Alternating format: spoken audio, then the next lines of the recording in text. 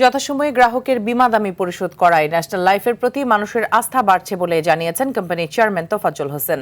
তিনি বলেন, ন্যাশনাল লাইফের কর্মীরা নিষ্ঠার সাথে দায়িত্ব পালন করে দেশের অর্থনীতিতে অবদান রাখছে। কোম্পানির প্রধান কার্যালয়ে গৌরবময় সাফল্যের ৪২ বছর উদযাপন অনুষ্ঠানে এসব কথা বলেন। বিস্তারিত বিলাল হোসেনের রিপোর্টে।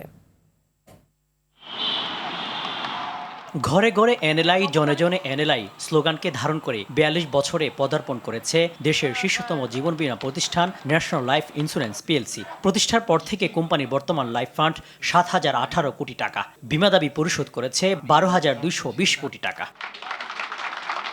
বৃহস্পতিবার কোম্পানির প্রধান কার্যালয়ে সাফল্যের ৪২ বছর উদযাপন আয়োজন করে ন্যাশনাল লাইফ। এ সময় বক্তারা সাফল্যের ধারা ধরে রাখার আহ্বান জানান। সুন্দর করে তারা এই দেশকে দেশের প্রতিষ্ঠান ভূমিকা রেখে যাচ্ছে।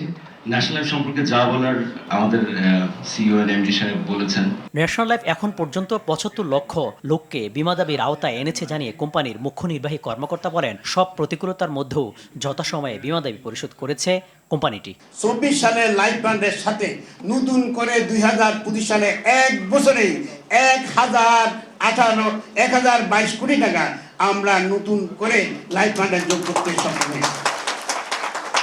আমরাই সর্বোচ্চ ট্যাক্স পে কোম্পানির সাথে বাংলাদেশে এখন পর্যন্ত লাইফ ইন্স্যুরেন্স কোম্পানিগুলোর মধ্যে শীর্ষে রয়েছে। আমাদের রয়েছে গত ৪ বছর একটানা ক্রেডিট রেটিং ট্রিপলে।